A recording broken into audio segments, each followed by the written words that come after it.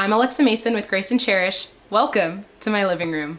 Our story starts here, and maybe yours did too, where you entered the front door of a place that you just felt like it was going to be yours. But as you looked at it, taking in the walls, the fireplace, and all the details that you can, you start to imagine your life there, but you know that the house might take a little bit of work. But you could see the possibilities. For us, that was 3.5 years ago when we entered into the cottage at Philo. We've been hard at work putting together a space that's not just about being pretty, but about beauty and depth. And so what brings us here today into my living room here in Atlanta is I wanted to share about interior design with hospitality in mind. I found that a lot of people know how to make a pretty space. In fact, a lot of people know how to make prettier spaces than I do. But one of the things that I have found through sharing about my journey on Instagram, through talking about it with friends, through just continuing to dive into what does it really mean to create a space that's beautiful and hospitable, I have found that the thing that often is missing is that hospitality piece. Are we designing with hospitality in mind?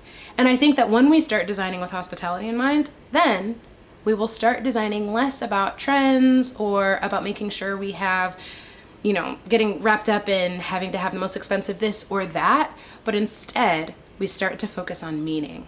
And that is what I want to share about. I had some friends tell me that they thought I really needed to turn on the camera and show people what it is that I do and the thought process behind it, in hopes that it would encourage you too, as you are looking at your space, to think about it with a renewed sense of creativity and joy as you consider how you can design with hospitality in mind. So I'm going to stop here and we're just going to do a little tour of this living room. And I've got a few other rooms that I'm going to show too over time. But for now, I'm excited you're here. Buckle up, get yourself some coffee or tea, whatever it is that really lets you get cozy. And let's look at my living room. So first things first. Behind me is our fireplace, which is actually the focal point in this room. And if you're not familiar with what a focal point is, it really just means the first thing you look at when you enter into a room. In living rooms, or as I like to call it, the gathering room, any space like this where you tend to have lots of people gather, it's often a fireplace is what I've noticed, at least in the United States. Or it might be the place where if someone has a TV, because a lot of these rooms often have TVs in them, that also might be the focal point in that space. Some rooms you do have to create your own focal point, which is a whole nother conversation. But in this space, the focal point was clearly the fireplace. Now, when we first moved in here, the fireplace actually looked like this. It was all brick, and you can see the 2 windows on the side. And one of the things that I had wanted to do for a long time was cover the brick. I didn't want to paint it because I just didn't want to paint brick. I like to keep it as natural as I can. So I thought, instead of painting it, why don't I just cover it with drywall? And that will at least allow the opportunity to, if one day we ever want to take the drywall off and have the brick exposed again, we can. Or say a future owner, if they ever want to do that. Though, to be honest, I don't really design with the future owner idea in my head, because I really want to be present. We are the ones living here, so I want to kind of focus in on that, not necessarily what it looks like to sell the house later, but that's a whole nother aside. But for us, I thought, okay, let's cover it with drywall, and then that way we can keep our eyes from kind of jetting the room, and especially this wall, you can see it's not that big. It's a great size room, but the wall itself, there's a lot going on between the windows. Then you have the brick, and then the rest of the room. It just felt like there was too much jarring my eyes. So I said, one way that I can help make it more cohesive is putting this drywall, painting it the same color as the rest of the walls in the room. So that way, when my eye goes around the space, it kind of just glides through there. Now you can say a focal point, if you're trying to look at a focal point, then wouldn't you want your eye to kind of stop and focus on it? And the answer is yes, at least for me. But when I was thinking about this focal point and what I wanted to do, I knew that I didn't want just the brick to be the thing that you focus on, but I wanted to create something of beauty that you could also look at. And so that involved a couple iterations of painting the mantle. First it was a gray color, and then I decided that that needs to be the entryway. And instead I went with this brown. It's Sherwin-Williams Tiki Hut is the color. And for me, one of the things that was important was designing with all of Philo, our property, in mind. And so each room, I try to really hit colors that you might also see outside when you're in the property. Brown was one of the colors we didn't really have in our house yet. And so I wanted to add that in some way, but still keep this white, which is actually shoji white. And it's been a color I've loved having. So I knew I wanted to keep that, but add a little something to add some contrast. So that is where the brown came in.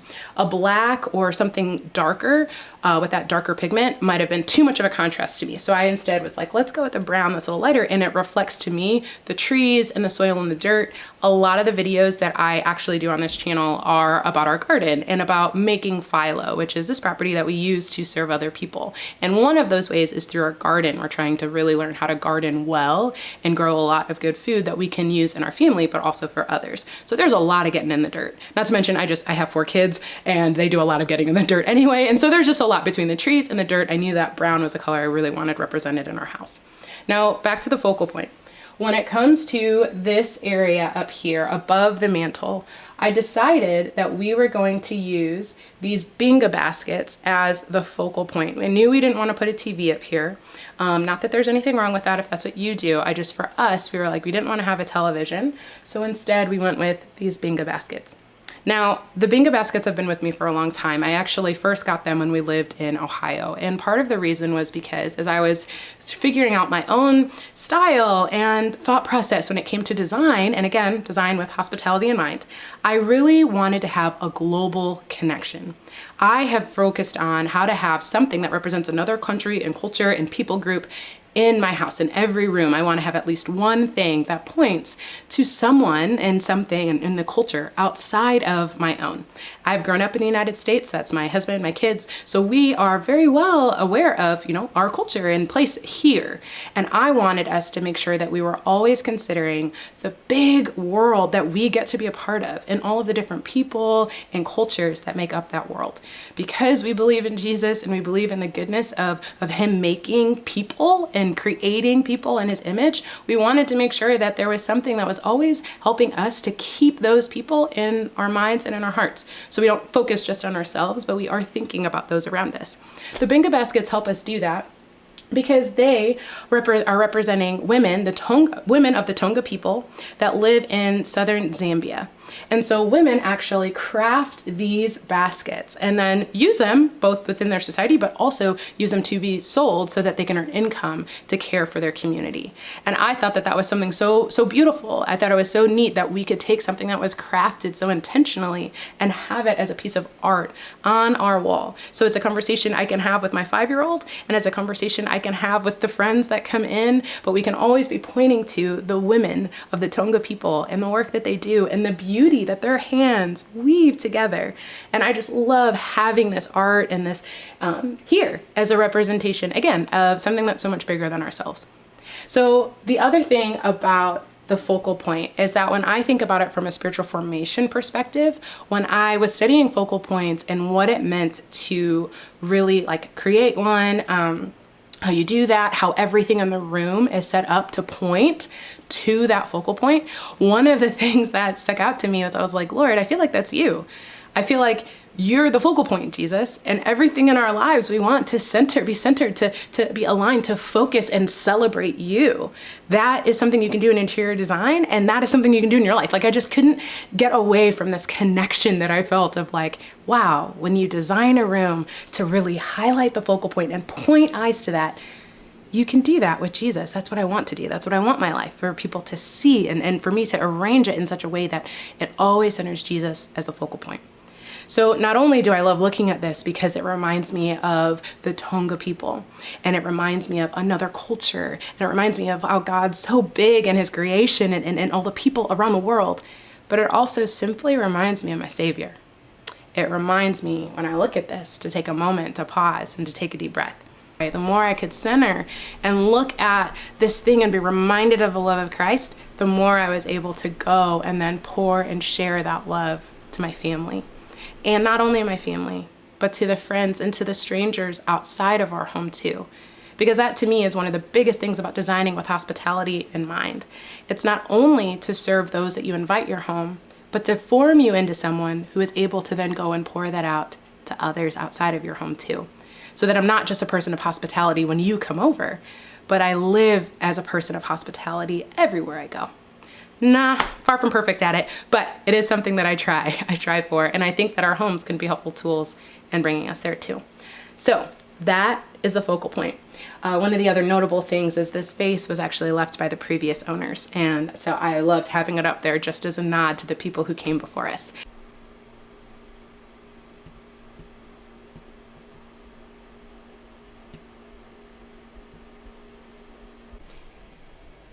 This picture frame right here is actually what inspired me to choose the brown that we did for the trim.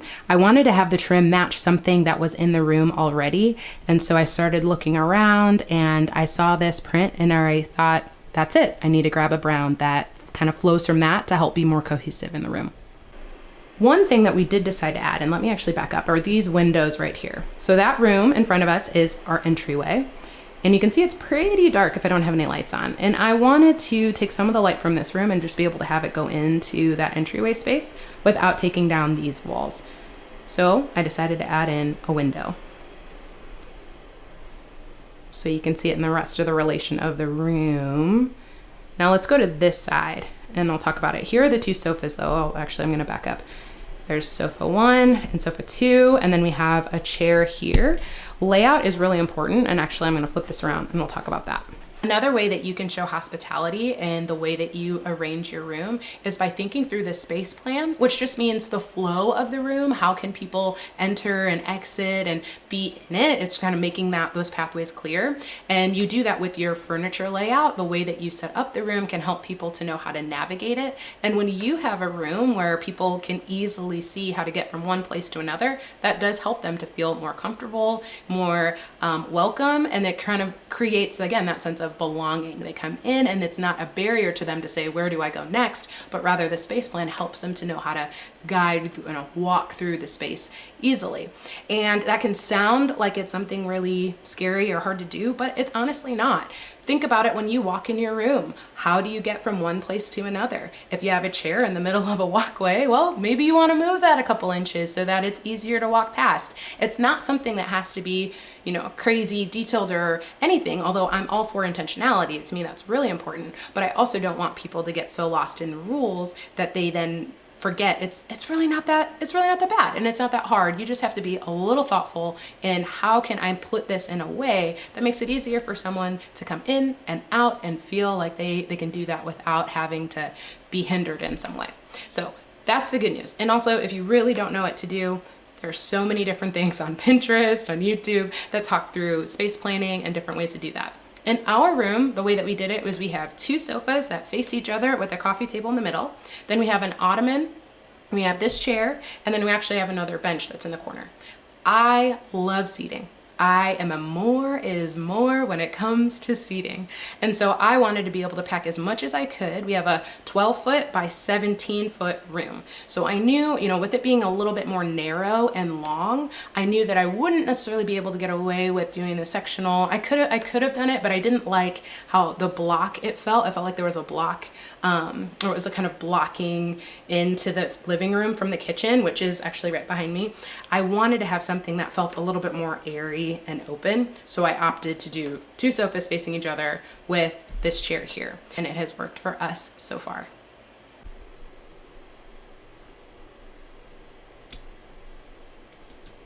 Now, one of the things that I love to do is create spaces for people to just come and play. My kids enjoy chess, so they like to come down and they see this board and they will play this all the time. And to be honest, my daughters earlier, before I started shooting this video, actually had this up in their room because they wanted to play it during their quiet time.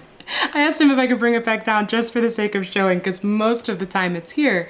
But the reality is sometimes it's not. And sometimes we take it away because the kids are building forts or they're doing a Nerf gun battle. And so we clear this off, we move the table to the side and we say, have at it. Because to me, designing with hospitality in mind doesn't only mean for the people who are coming into my home, but it means for the people who are already living here. I call them my first neighbors. In my case, it's my husband and our 4 kids. For you, it could be multi-generational living. It could be you and a roommate. It could be you by yourself. And in that case, I'd say even still, you want to design for whoever it is that's actually in this space. And so I think that that's really important, because sometimes we think about hospitality and we forget that the ones that we show hospitality to the most are actually the people we live with. And granted, I do think that it looks different, right? It's going to be different how I show hospitality and how we live in a house where we all have different responsibilities, between myself, my husband, and our kids, compared to a friend that comes over. I'm not gonna expect you to sweep, though bless it for all of you who do. So many friends will come and they'll sweep and they'll clean with us too, and there's something beautiful about that. But the expectations are different. I think you get it, right? But I think that it's really important for us to remember that hospitality involves those we live with. And honestly, that is why spiritual formation to me is so important and an important part of this, because it's easy for us to forget that we actually are called to love and serve and welcome all of those that are around us. And God specifically has given me these people as my family and people that I'm with that I get to care for. So I want to take that showing hospitality seriously, not in a legalistic way, not in a burdensome way, but to say, show me how, Lord, like, what does it look like, you know? And again, it's different, and it's okay to be different for what it looks like for people you live with and those that you don't live with, but you welcome in. It's okay that those experiences are different. We just want to make sure that we're not neglecting one and only thinking about the other. That is my main thing, and something that as I'm still learning, still figuring out. But one way that I like to show my kids that I see them and I care about them is through having like books like this. They actually really liked being able to see this, and we're talking about it as a family. This book is called See the World by Train, and it just has really beautiful pictures and things you can learn about, which my kids enjoy. But then there's this book that's about the US national parks, and we're hoping that as a family one day we'll get to go visit a few different ones. But even yesterday I was reading through this book, and my daughters and I were just having so much fun staring at all of the dresses that the woman wears, and we were imagining us going. This is a book about a woman in Paris, and it was really neat to just like dreaming with them and sitting on the couch looking at that. And so I love having these books here. And then of course, this has been a gift. We got this from a friend, and this book has been so neat to have to just learn and pay and honor. Again, I love honoring and want to honor different people groups, especially ones that I know so little about. And so it's been neat to have this book too for all of us to just sit and engage. And again, good for us as a family and great for those who come to visit us too. When I think of some of the other ways that you can make a room feel cozy is, yes, there's adding textures. I have that through some of the baskets that I have in here, or the shade I've mentioned before on the lamp. But then you also have things like blankets.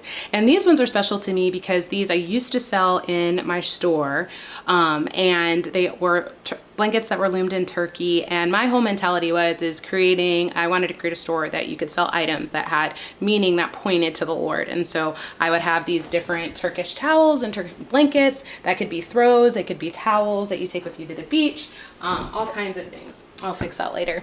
But two other ones that I have are this and this. I actually have a few more, but these ones are ones that were actually on my couch, so I figured I'd show them to you. But this one I called Joy, and the purpose of it was to remind us of the joy of the Lord. And again, when I sold them in my shop, which I don't, isn't open anymore, but I connected everything to different scripture, and then there was a devotional that went along with it to, again, help us as we are looking at the items we have in our home to remind us of joy or other themes from the scriptures to be an encouragement. So that's what this one represented, and I have it on my sofa, and I like it because it adds texture, it adds a sense of coziness, but then also the meaning behind it. And then this one is called Pillar. This is another blanket I just have lying on the couch, again for the sense of coziness and the texture. I like the pattern in that. I don't have as lot of pattern on the walls, and so I tried to fill that through the pillows and the blankets we have, because I do think pattern adds a lot of interest, but I also wanted something else functional. So this one that I used to sell is called Pillar, and it was the purpose of this was to point to the way that the Lord was with the people of Israel and through the Exodus. So if you've ever read that story, it talks about how the people of Israel are leaving slavery, they've left Pharaoh, they're in the wilderness, and now it talks about how the Lord was with them, and by a cloud through the day guided them, and then at night by a pillar of fire he guided them. And so I love the symbolism of his presence. I love the way that there is just a sense of withness, and it reminds us of how the Lord is with us. And so that's what I really love about the representation of this in and just having it as a part of a decor in our home.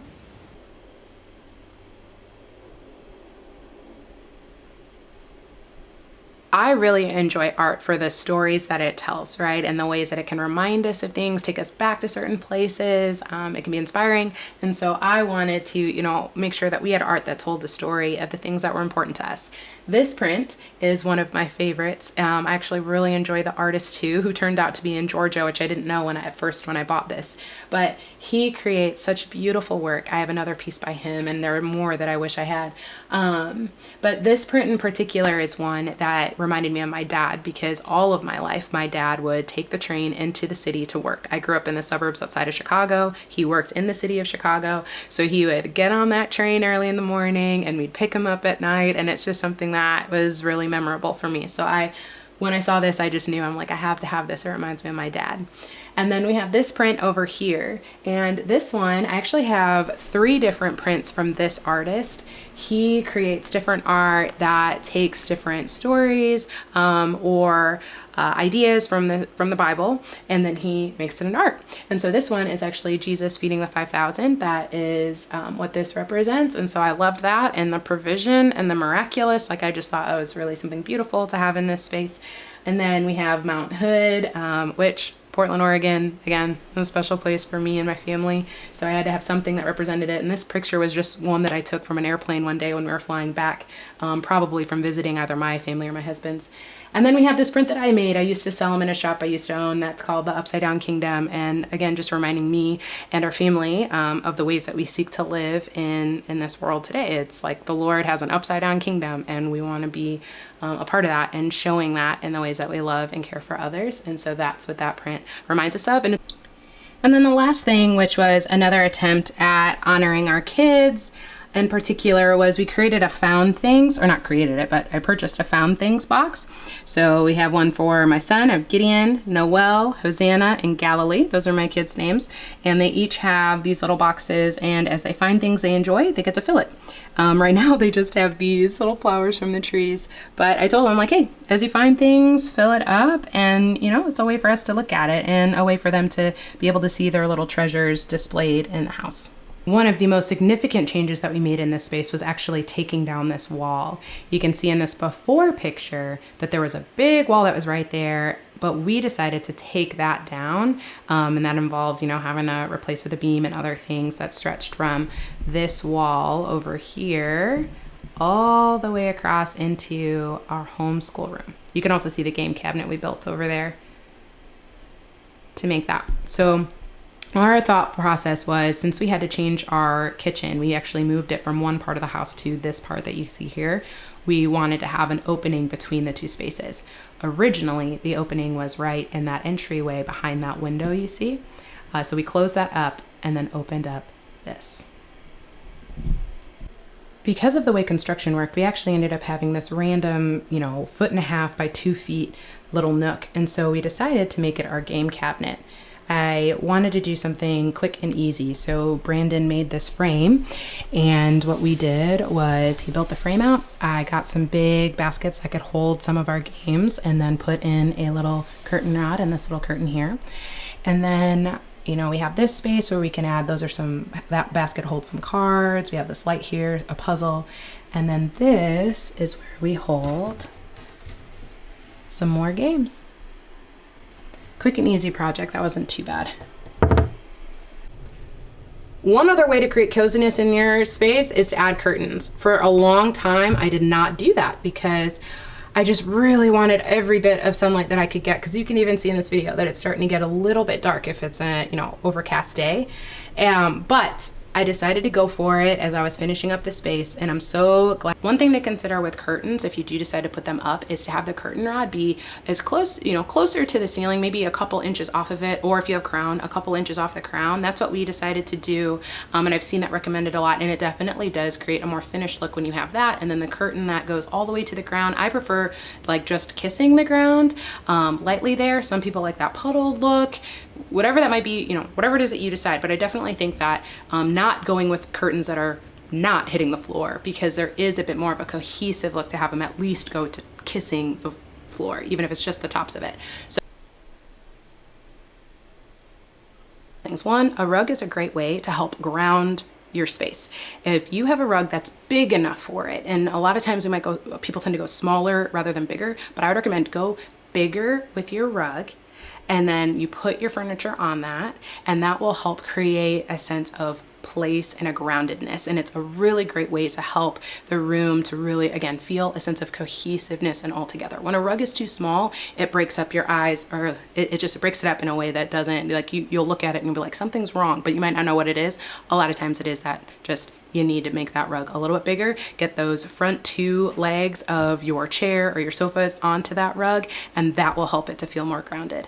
And the way that rugs can add to a space is something that is great. You can get rugs with pattern that really show off some of your personality. You can go with something very simple, whatever works for you. This rug that we have had, I've loved having. We've had it for about 6 years now. So my last 2 kids, this is a rug that they were learning to crawl on and to walk on. I have so many great memories of just, again, young kids, so you're on the ground a lot. And I have so many memories of just getting on the ground and playing and being with them. And so I think that it has been neat from a design perspective. I see how it has helped create a sense of a grounded space, but also I just love the memories that are made on it too. All right. That's it. Thank you for hanging out with me today. If there are any questions that you have, or any details that I missed that you want to know more about, please let me know. I'm happy to answer them. I am so glad that you're here with me today. I have more tours that I'm going to be doing of our kitchen, of our dining room, our entryway, and all of that. So I look forward to sharing that with you. But I hope that you remember, out of everything that we've shared, whether I'm in the garden and I'm sharing videos about that, or I'm in the house and I'm telling you about the design, the point is to design with hospitality in mind, to know the hospitality of God and to receive that, and so that from that place you're able to go and show hospitality to others. I honestly think that that will change the world if we all know, just are really assured that we belong. I think that that really has a significant impact. So I hope that you know that you belong, that you matter, and I pray you go and you show that to those around you. Until next time, onward and hope.